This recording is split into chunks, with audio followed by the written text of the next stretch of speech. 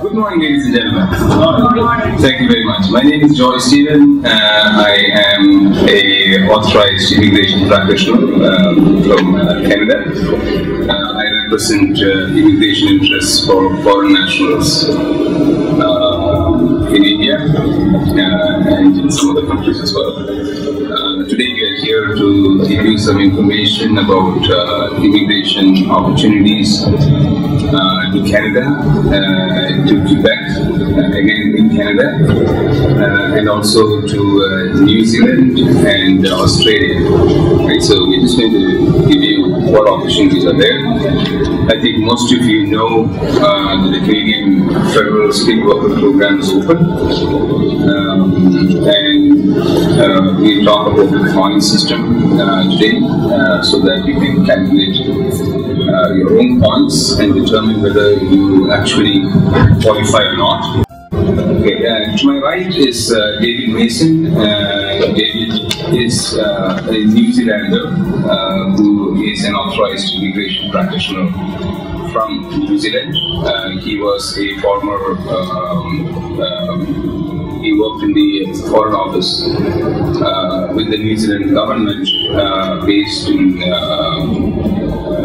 Perth in Australia, and also he had other assignments as well in South Korea and other countries as well. He is the senior consultant for Polinsys when it comes to Australian opportunities and New Zealand opportunities. So he is an authorized immigration practitioner both for Australia and for New Zealand. To my far right is Steve. Steve is from Quebec, and he will be talking to you about the Quebec migration process and the eligibility criteria and things like that. So once we finish federal, we will go to Quebec, and then we will talk Australia and New Zealand for some time. And then we will go back to education. Any students here wanting to go to study abroad? Nobody? Okay, good. Yeah. There are very clear opportunities for studying abroad, and we talk about what pitfalls you should avoid, and we talk about student study options also, how to get permanent residence when you go to Canada as a student, or during Australia and New Zealand as well. So we'll talk about that, and then we come to the Q&A session. Q&A session, if you have the notebook and if you can write down any question you have and pass it on to people around, we will collect the questions and answer them. Welcome to the Polinsys seminar, and we are happy that you are here, and all of you want to migrate to some good destinations in this world. To start off with, we will do the point calculation for the Federal Skilled Worker Program for Canada. So if you can have your notebooks and pens open and take it down, you can calculate whether you will be in a position to migrate to Canada. Good afternoon. I think you had watched the video about the points, but I will give you one more description. So for Canada immigration, you need 67 points to qualify. That is, out of 100, you need 67. Okay, and there are 6 factors for that. That is your age, your education, your experience, your language, then your adaptability, These are the factors which mainly comes in for the point system. Okay. If you are a single, without IELTS you need 43 points. Without IELTS you need 43 points if you are single. If you are married you need 38 points without IELTS. The reason why we are saying without IELTS is because in Polinsys, most of our clients, when they come to us, many of them don't even know what IELTS is. Some of them who do, they would not have done IELTS. They're just looking at immigration officers. IELTS is a requirement. Okay, for migrating to an English-speaking country, it is a requirement. Language is very important to your success. Okay, so IELTS is very, very important. So IELTS is a requirement, but we will calculate without IELTS, and then we apply IELTS. So the maximum points which you can, if you are a single, the maximum IELTS points is 24. 24 is the maximum points which you can get if you are a single from IELTS. If you are married, you will get 29.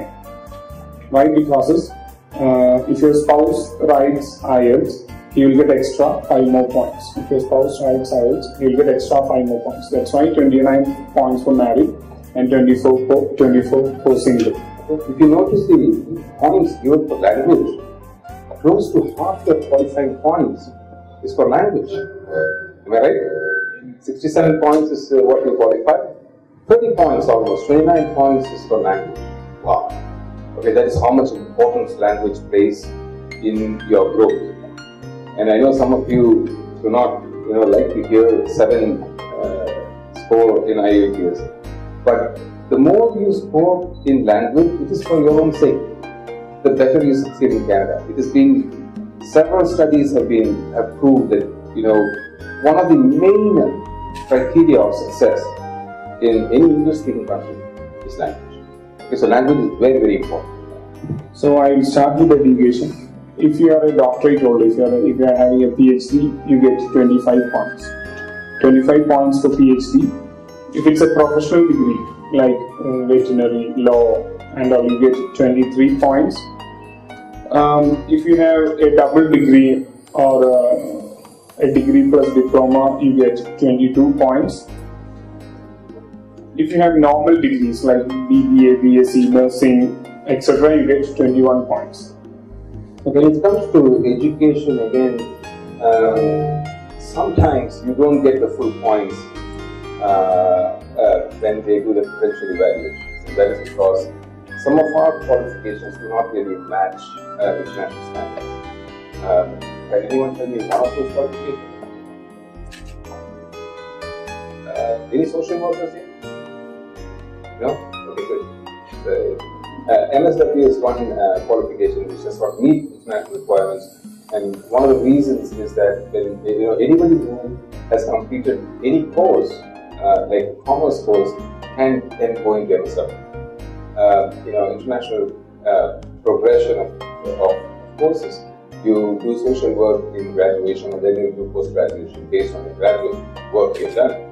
But social work in India, for example, they do commerce graduation, and then they go into a master's in social work. So, if you're done master's degree in social work, you're likely to not get the full points for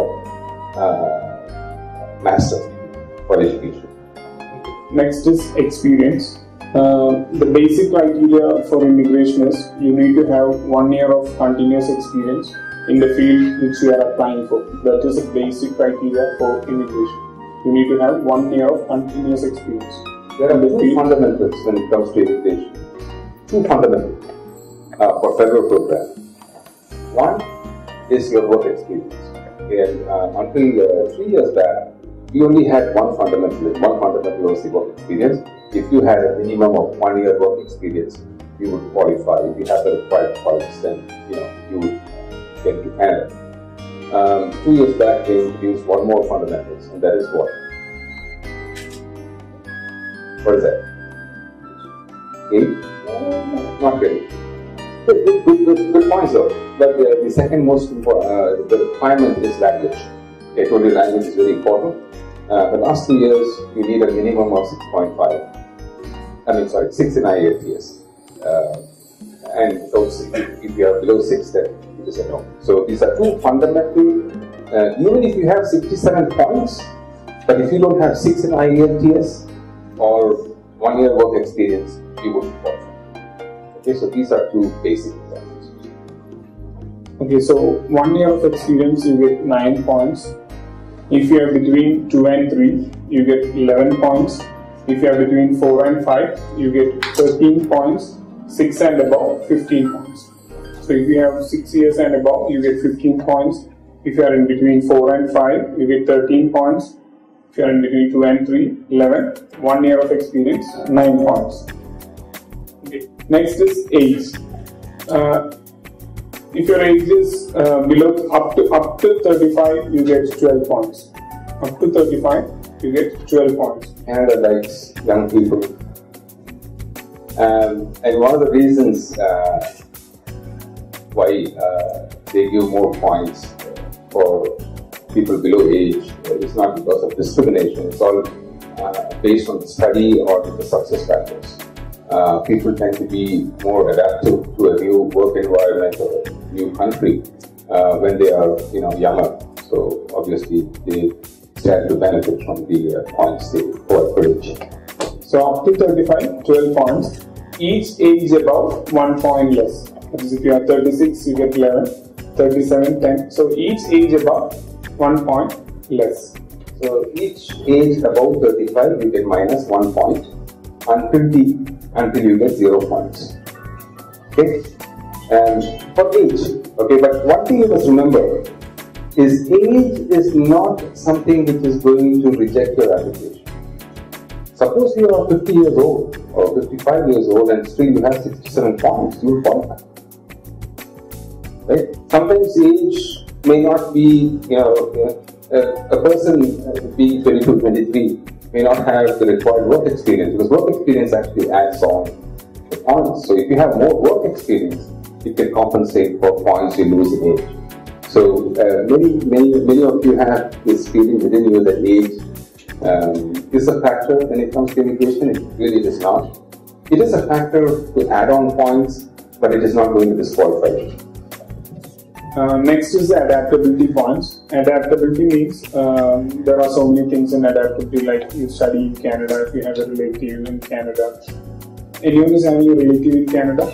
Yeah. If you have a relative in Canada, you will get extra 5 points. And the relative must be father, mother, brother, sister, uncle, aunt. No cousins, no first cousins are included in that. The relative must be father, mother, brother, sister, uncle, aunt. So if you have a relative, you get extra 5 more points. Okay. Anyone had studied in Canada? Yeah.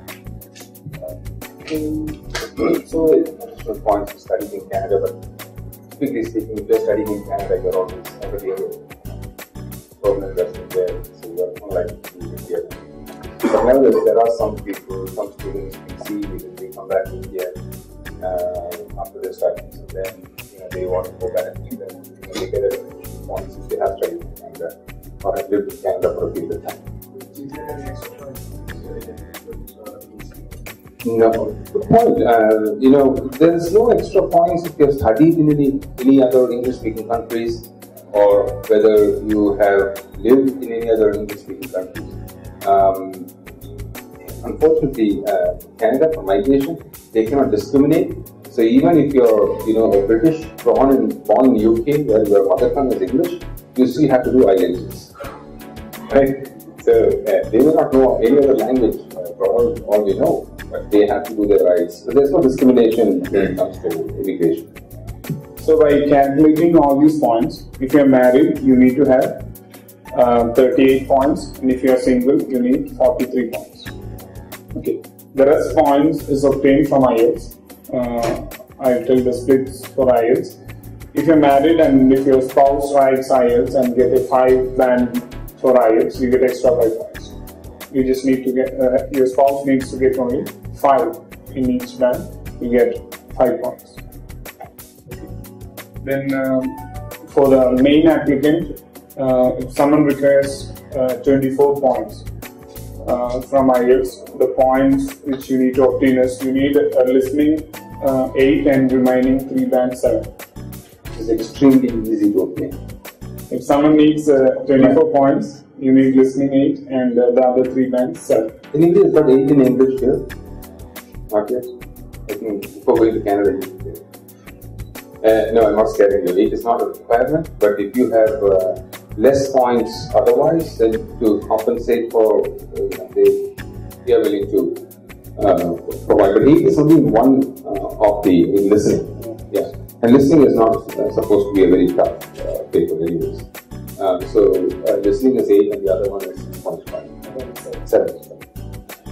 And if you require 20 points, you need listening 7.5 and the other 3 bands 6.5. If you require 20 more points, you need listening 7.5 and the other 3 bands 6.5. Like someone needs 16 points, you need to score each band 6. You get 16 points. Normally, if you are experienced enough, many of the applicants will require only 16 points because there's power strikes, IELTS, and you get extra 5 points. So base score is 6 in each band gives you 16 points. Yeah, 6 in each band gives you 16 points. So in most cases, if you're a nurse with 2 years experience, 1 year experience, and if you have a spouse, you would qualify with just 6 points. So you don't really require 8 points to qualify for education, and most of you would qualify with much lesser. Now, the only thing you must know is you should not mix up the point calculation with federal program, with Steve's Quebec program. It's very, very unique. These are 2 different programs. If you look at the brochure, at the back of the brochure, okay, one evaluation for opportunities in all 3 countries, right? That's what you see there. One evaluation for opportunities in all 3 countries, and you see 4 flags, right? And you're wondering why. Okay, Quebec flag and Canada flag. Quebec is part of Canada. Quebec is not a different country. That's why we said, but Quebec has got a very unique separate immigration program. Okay, so that is why we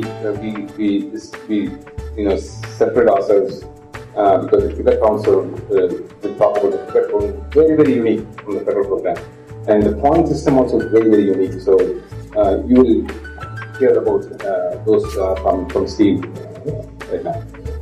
So this is the points system for FSW, for Federal Skill Migration. Steve will be talking about Quebec. Quebec, they require only less IELTS, and for nurses and all.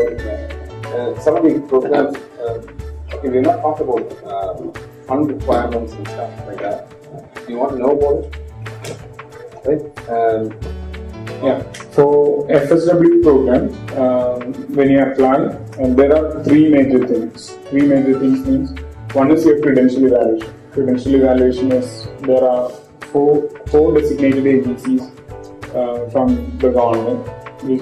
You need to send your academics, transcript, mark list, and all. You need to send. One agency is US. There are 3 more agencies as well. So you need to send your academic certificates, and then they will assess and they will give you the credential evaluation certificate. That is one of the important things for FSW applications. Next is, that is when you will know whether your postgraduate qualification actually gives you your postgraduate points. Right? So when you're an MS Masters in Social Work, you get less points. You actually get 3 points for post-graduation. So that is very important. That takes approximately 2 to 3 weeks to do your credential evaluation. Credential evaluations for Canada can be done by you yourself. You don't need a consultant to do it for you. You can use the Polinsys services. You don't need it. You just have to waste money. You can do it yourself. We'll give you a package. Any Polinsys client will give you a small document telling you how to do it. You can register online and then do it yourself. So we don't charge you anything. Unless some of you want us to do it, then we can do it. But it's quite easy and straightforward.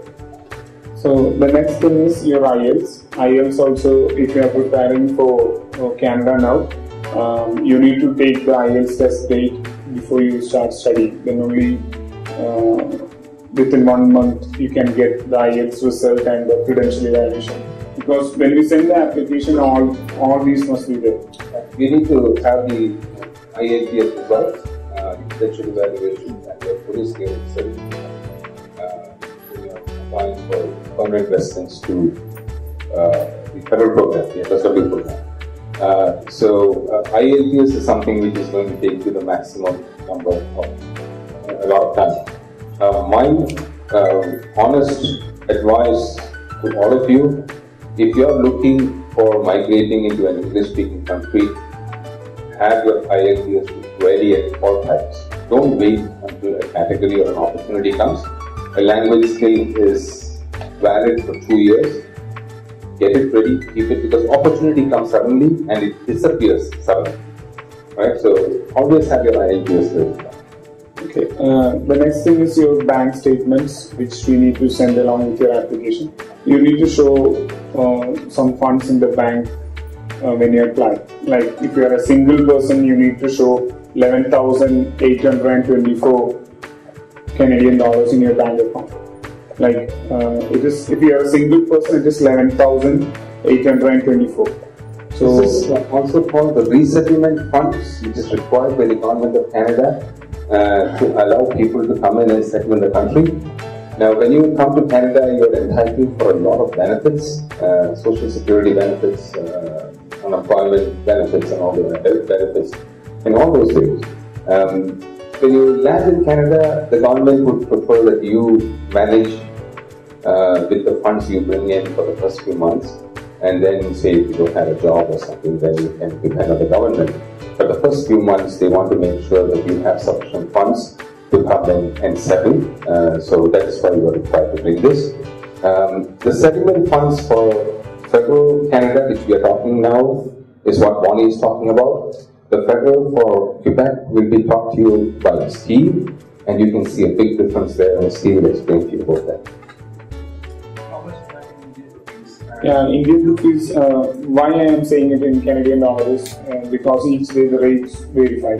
Like now it's, we are taking it's around 61, 62. So you can multiply 11,824 into 62. It will be around 7 lakhs. 50 it should be getting. Sorry. It should be 50. It's gone up. No, it's not 50, it's 60, 62.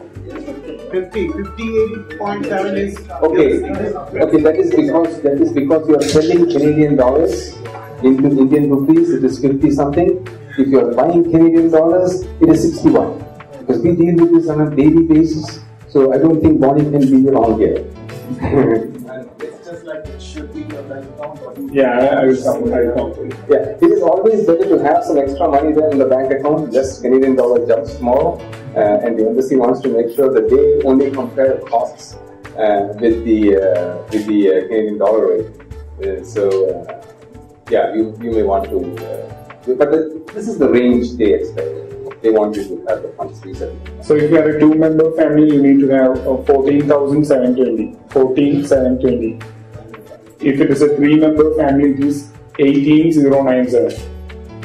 18,097. 18,097. If it is a 4-member family, it is 21,971. 21,971. Yeah.